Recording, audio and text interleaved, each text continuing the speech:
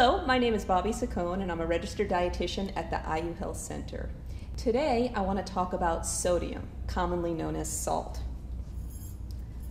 Salt is made up of sodium and chloride, and all of us need less than a teaspoon of it a day.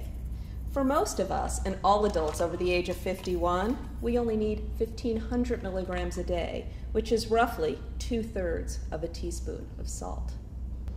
This chart shows that the average intake for all age groups less than 50 is well above 2,300 milligrams.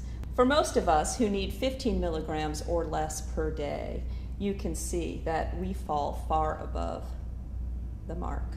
Our current food supply is laden with excess sodium. Let's look at this test tube as a representation of 1,500 milligrams of salt per day, what's recommended for most of us. If you were to go and get a fast food cheeseburger, you'd get roughly half of the amount of salt that you needed for the entire day. That's 750 milligrams. If you were to make your cheeseburger at home, you can reduce the sodium in less than half, roughly 300 milligrams. This represents lean ground beef, 1 slice of unprocessed cheese, and a bun. Let's look at another. This tube represents 2 seasoned breadsticks at a fast food or sit-down Italian restaurant. It's roughly 500 to 600 milligrams of salt. Breadsticks are usually eaten before your main entree comes. Add a salad and half a portion of chicken parmesan, eggplant parmesan, and we're looking at over 2,300 milligrams per day. Many of you use items such as this for a quick lunch. While they're better than most and reduced in salt, fat, and total calories, they still stack up to about 600 milligrams per box, per meal. Most canned soups also pack a lot of sodium.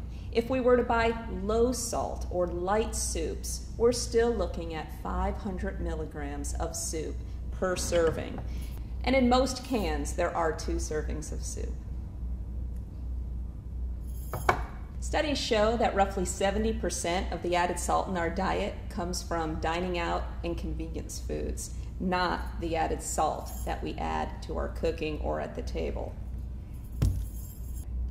Excess salt in your diet can raise blood pressure. Lowering the amount of salt in your diet can lower your blood pressure in the matter of weeks and reduce your risk for heart disease and stroke, even if your blood pressure is already within the normal values.